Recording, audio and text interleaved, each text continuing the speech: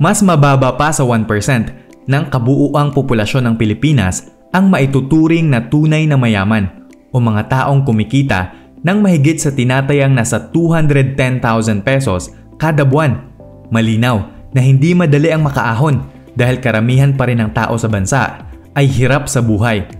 Ngunit may mga taong nagpatunay na hindi imposible na makarating sa tuktok kahit hindi ka ipinanganak sa mayamang pamilya. Ngayon ay samahan ninyo akong tuklasin ang natatanging 9 self-made Filipino billionaires na namayapa na. Number 9. Emilio Yap Sr. Nag-migrate siya sa Pilipinas mula sa Fujian Province, China upang mag-aral at magtrabaho sa negosyo ng kanyang lolo sa Maynila. Nagtrabaho rin siya bilang shopkeeper sa Dumaguete City. Namayapa si Emilio Yap Sr. noong 2014 sa edad na 88.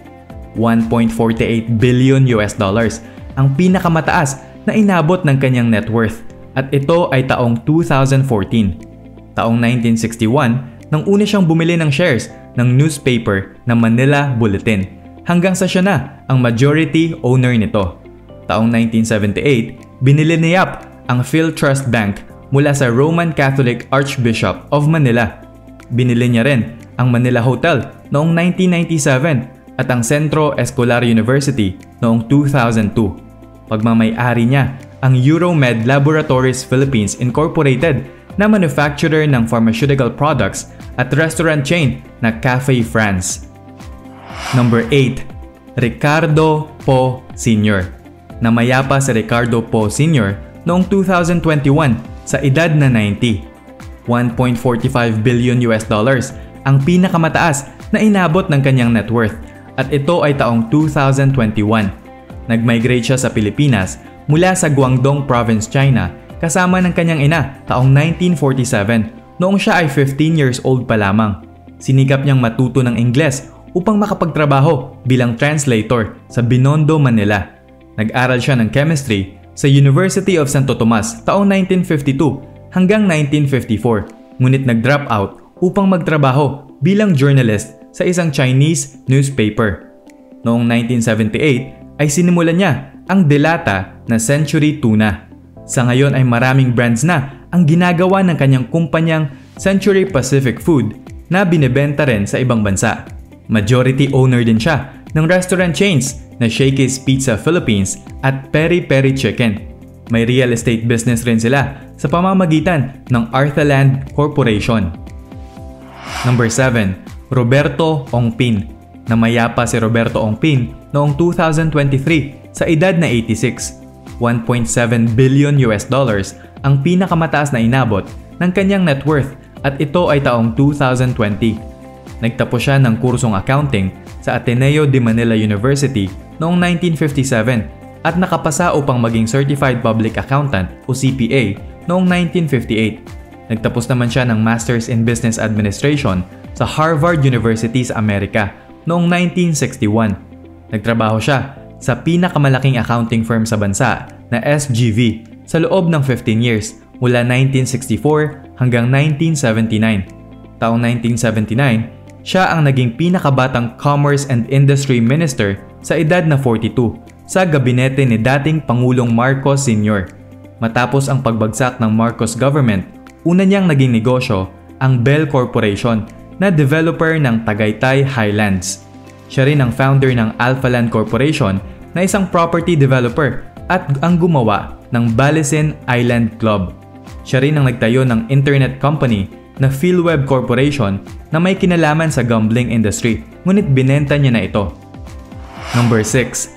Andrew Goshanun Sr. Namayapa si Andrew Goshanun Sr. noong 2016 sa edad na 88. 2.4 billion US dollars ang pinakamataas na inabot ng kanyang net worth at ito ay taong 1996. Nag-migrate siya sa Cebu mula sa China kasama ng kanyang magulang noong siya ay 10 years old. Maagang namayapa ang kanyang ama kaya hindi siya nakapagtapos ng pag-aaral at pinagkakitaan niya ang pagbebenta ng scrap metal at spare parts ng mga maliliit na barkong na iwan ng World War II. Itinayo niya ang PhilInvest Development Corporation noong 1955 bilang financing company para sa mga bumibili ng second-hand cars at pumasok sa real estate business taong 1967. Sinimulan niya ang East West Banking Corporation noong 1994. Nagmamay-ari rin siya ng hotels, power plants, at sugar factories. Number 5. David Konsunji.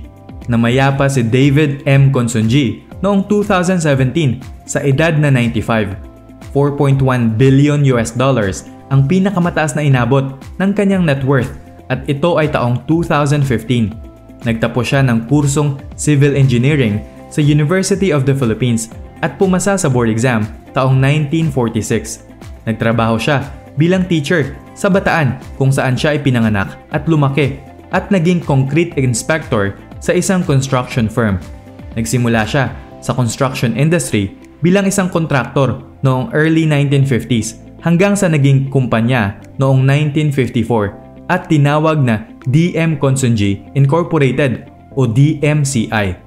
Meron siyang mga mining business na si Merara Mining Corporation at DMCI Mining Corporation. Sa kanya rin ang mga kumpanyang DMCI Power Corporation at Sem Calaca Power Corporation na may power plants na nagsusupply ng elektrisidad. Number 4. George T. Namayapa si George T. noong 2018 sa edad na 86.